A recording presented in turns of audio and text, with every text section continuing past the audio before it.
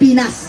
Dahil kitang-kita namin, marami nang lumabahan, lahat ng kabataan na apektuhan na. Dahil hindi lang ako ang Pilipino ang naapektuhan, kundi lahat, milyon na Pilipino ang naapektuhan dahil sa droga. Dahil dyan, dahil droga rin ang umasak sa pamilya ko.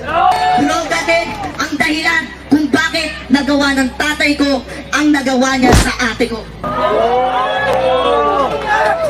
Hindi ko nahayaan nung ginawa ni Marcos dahil sa droga na yan, siya ang pasimuno. Dahil alam namin ng mga kabataan at alam din namin na magsasalita sila kung ano na naman ang sasabihin nila. Nasasabihin nila, ginagamit kami mga kabataan para lang magpaingay. Hindi kami ginagamit at hindi kami papayag na magpagamit.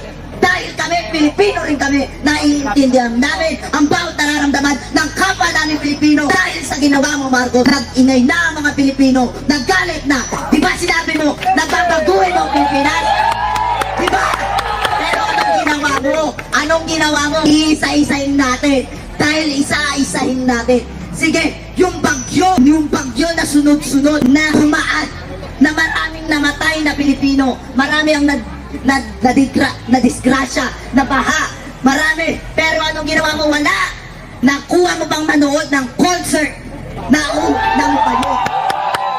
Kung mabuti ka talagang pinuno at mabuti ka talagang presidente ng Pilipinas, ipakita mo noon pa lang, dahil nung nag-campaign ka pa lang, kung ano-ano pinakita mo, gumawa ka pa ng movie, nakala namin na totoo.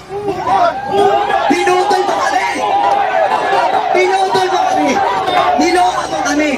Kung ano-ano pa, pinakita mo para lang umangat ka, para mailuklok ka lang, hanggang sa naniwala ang ibang Pilipino, hanggang sa marami ang gustong magluksok sa'yo. Pero anong nangyari? Nung nagluklok sa'yo, anong ginawa mo? Nung naging presidente ka, nagsimula, naghirap kami, kung ano-ano nangyari, tumaas ang diesel, tumaas ang mga presyo ng bigas. Kaya kami nagagalit sa'yo, lalo na kaming mga kabataan, nung mga sa'yo, lalo na ako, nakakala ko mapapabuti mo ang Pilipinas. Pero anong ginawa mo? Kundi ng droga na lumaganap sa buong Pilipinas. Kaya nananawagan ako sa'yo sa Republika ng Pilipinas, sa buong Pilipinas, sa Malacanang, na uulitin ko, mag-resign ka na! Mag-resign ka na! Mga kababayan kong Pilipino, sabay-sabay natin isigaw, mag-resign! Mag-resign! Mag-resign! Mag-resign! Mag-resign! Mag-resign! Sisigaw natin! Duterte! Duterte! Duterte! Duterte! Duterte! Duterte!